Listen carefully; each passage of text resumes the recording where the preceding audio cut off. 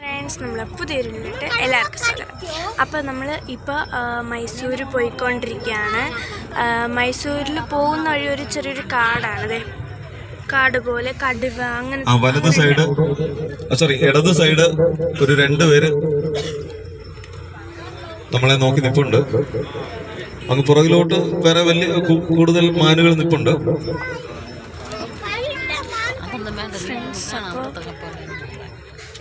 Friends, അപ്പോൾ എല്ലാവർക്കും നമ്മുടെ വീട്ടിലോട്ട് സ്വാഗതം. അപ്പോൾ ഞാൻ കണ്ടുകൊണ്ടിരിക്കുകയാണ് കേട്ടോ. കഴിക്കാൻ പോവാം. നമ്മൾ കഴിച്ചിട്ട് വന്നു.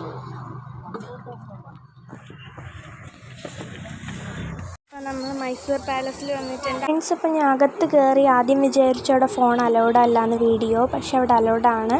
പിന്നെ അവിടെ ഒരുപാട് പെയിൻറ്റിങ്സ് ഒക്കെ ഉണ്ടായിരുന്നു. ഞാൻ ഇങ്ങനെ നടക്കുവാണ് എല്ലാം കണ്ട്. ഇവിടുത്തെ ഹാള് കാണാൻ എന്ത് രസമാണെന്നോ. ഞാൻ ഇങ്ങനെ മുകളിലോട്ടൊക്കെ നോക്കി നടക്കുകയാണ്. അത് അങ്ങോട്ടൊന്നും അലൗഡ് അല്ല. പിന്നെ ഒരുപാട് റൂംസിൽ ഇവിടെ കയറാൻ പറ്റത്തില്ല. ഞാൻ എന്താ ഇവിടെ എന്തിനാണിത്, ജയിലാണോ എന്ന് വല്ല ഒന്ന് വിചാരിച്ചു പണ്ട് ശിക്ഷയ്ക്ക്. അങ്ങനെ കേട്ടോ ഞാൻ ആദ്യം വിചാരിച്ചു. പിന്നെ അടുത്തൊരുപാട് പെയിൻറ്റിങ്സ് ആയിരുന്നു. ആരും മാറുന്നുണ്ടായിരുന്നില്ല കേട്ടോ. എല്ലാവരും ഫോട്ടോയും വീഡിയോ ഒക്കെ എടുത്ത് മെല്ലെ ആയിരുന്നു പോയിട്ടുണ്ടായിരുന്നത്. ഞാനും അങ്ങനെ തന്നെയായിരുന്നു. ഓരോന്നങ്ങ് വിശദമായിട്ടൊന്നും കാണാൻ പറ്റിയിട്ടില്ലായിരുന്നു. കാരണം പെട്ടെന്നായിരുന്നു റൂമിൽ നിന്ന് ഇറങ്ങാണ്ട്. അതുകൊണ്ട് തന്നെ ഫോട്ടോയും വീഡിയോ നേരെ എടുക്കാനും ആർക്കും പറ്റിയില്ലായിരുന്നു. പക്ഷെ കഴിയണത്രോളമാണ് എടുത്തിട്ടുള്ളത്. അതുപോലെ അവിടുത്തെ ഏറ്റവും വിലപ്പെട്ട ഒരു പിക്ചറാണത്. അതുകൊണ്ട് തന്നെ അവിടെ ഒരു വലുതായിട്ടാണ് വച്ചിരിക്കുന്നത്. അതുപോലെ തന്നെ ഇത് പണ്ടത്തെ അവർ യൂസ് ചെയ്തിരുന്ന ഒരു ആഭരണ പെട്ടികളാണെന്നാണ് അമ്മ പറഞ്ഞു കേട്ടത്. അതുപോലെ മിററോ അങ്ങനെ എന്തൊക്കെയോ ഇരിപ്പുണ്ട്. ഒരുപാട് സംഭവങ്ങളുണ്ടായിരുന്നു, ഒരുപാട് കാണാനുണ്ടായിരുന്നു. പക്ഷെ എല്ലാം ഇങ്ങനെ പെട്ടെന്നായിരുന്നു പോയിട്ടുണ്ടായിരുന്നത്. അടുത്ത് അതുപോലത്തെ വെള്ളിയിലുള്ളതായിരുന്നു കേട്ടോ. അങ്ങനെ അവിടെ നിന്ന് നമ്മൾ പുറത്തിറങ്ങിയിട്ടുണ്ട്. വീണ്ടും നമ്മൾ ആ വലിയ ഹാളിൻ്റെ ഒരു വശത്തേക്ക് തന്നെയാണ് എത്തിയിട്ടുള്ളത്. നേരത്തെ അപ്പുറത്തായിരുന്നു, ഇപ്പോൾ ഇപ്പുറത്താണ്. അതുപോലെ അവിടെയും ഒരുപാട് പെയിൻറ്റിങ്സ് വരച്ചു വെച്ചിരിക്കുന്നതാണോ എന്ന് അറിയത്തില്ല. അതുപോലെ ഇതാണ് അവരുടെ ഗ്രൗണ്ടും ഓരോ ഗെയിമൊക്കെ നടക്കുന്ന ഗ്രൗണ്ടെന്നാണ് അമ്മ പറഞ്ഞത്. അങ്ങോട്ടും അലൗഡ് അല്ല. ഇതെനിക്ക് ഇത് പണ്ട് രാജാക്കന്മാർ ഈ അടിയിലോട്ടൊക്കെ ഇറങ്ങത്തില്ല, അതിന് വേണ്ടിയിട്ടാണ്. അങ്ങനെ ഒരുപാട് സ്ഥലം അങ്ങനെ വെച്ചിട്ടുണ്ട്. അലൗഡ് അല്ല എന്ന് പറഞ്ഞാൽ അവിടെ ഇങ്ങനെ മൂടി വെച്ചിട്ടുണ്ട്. അതുപോലെ തന്നെ ഇതിന് മുകളിലത്തെ നിലയിലോട്ട് ആർക്കും കയറാൻ പറ്റത്തില്ല. എല്ലായിടത്തും അടിപൊളി ഡിസൈനാണ് കേട്ടോ. അപ്പോൾ മുകളിലത്തെ നിലയിലോട്ട് കയറാൻ അങ്ങോട്ട് ആർക്കും വിടത്തില്ല കേട്ടോ. അപ്പോൾ ക്യാമറയൊക്കെ ഒരുപാടുണ്ട്, അത് സ്വാഭാവികമായിട്ട് കാണുമല്ലോ. അപ്പം ഇവിടെ നിന്ന് അങ്ങോട്ട് വെളിയിലോട്ട് നോക്കുവാണ്. അടിപൊളി ഒരു സ്റ്റെയർസ് അവിടെ കാണുന്നുണ്ട്. അതുപോലെ മുകളിലോട്ടുള്ള പടിയും കാണുന്നുണ്ട്. ഒരുപാട് റൂം ക്ലോസ്ഡ് ആണ്. ഇതടുത്ത് അവരുപയോഗിച്ചിരുന്ന മിറേഴ്സാണ്.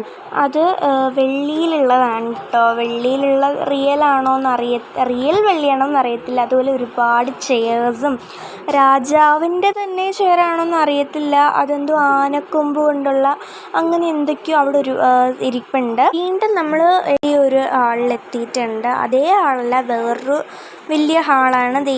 ഈ സ്ഥലങ്ങളുടെ അകത്തോട്ടൊന്നും അലൗഡ് അല്ല. എന്താണെന്ന് അറിയത്തില്ല കേട്ടോ.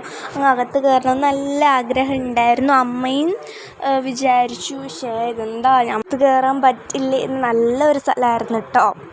ഫ്രണ്ട്സ്, നമ്മളടുത്ത് ചോറ് കഴിക്കാൻ പോവാണ്. അപ്പം ഞാൻ ചോറ് കഴിച്ചിട്ട് വരാം കേട്ടോ. ഫ്രണ്ട്സ്, അപ്പോൾ നമ്മളടുത്ത് ടിപ്പു സുൽത്താൻ്റെ സമ്മർ പാലസിൽ വന്നിരിക്കുകയാണ് കേട്ടോ. നേരത്തെ മൈസൂർ പാലസിലല്ലേ പോയത്? മൈസൂർ പാലസിലാണ് പോയത്.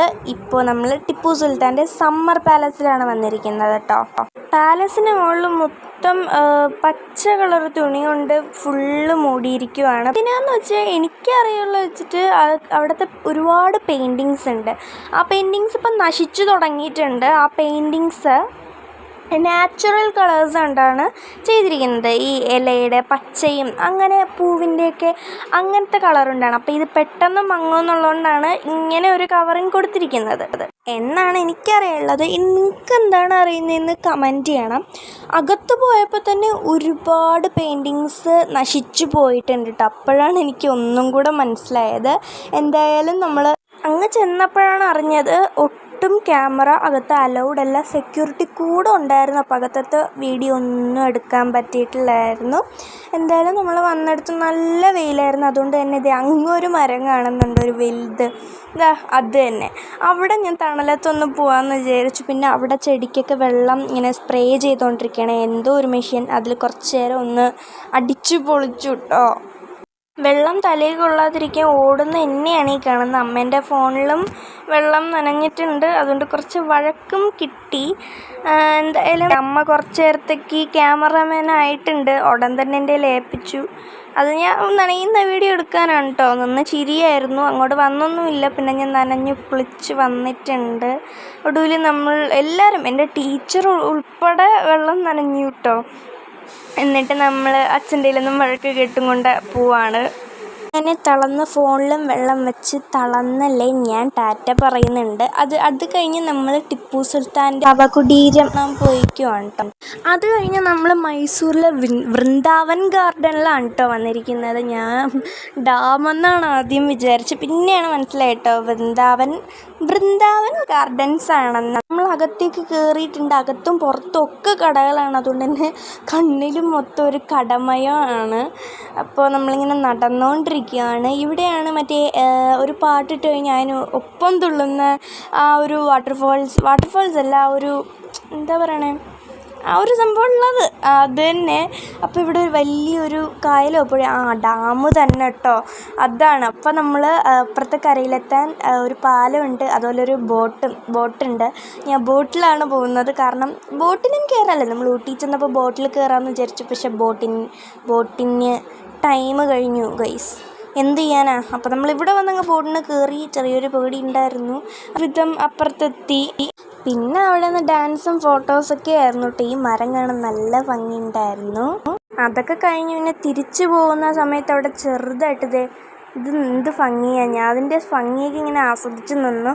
പിന്നെ തിരിച്ചു പോയത് നമ്മൾ പാലത്തിൽ കൂടെ നടന്നാണ് പോയത്.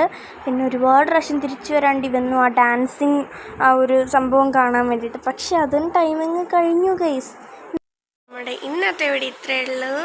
അടുത്ത വീഡിയോ കാണുന്നവരെ ബൈ. വയ്യ ഗൈസ്, തളർന്നു, സൗണ്ടൊക്കെ മാറി. അപ്പോൾ ബൈ.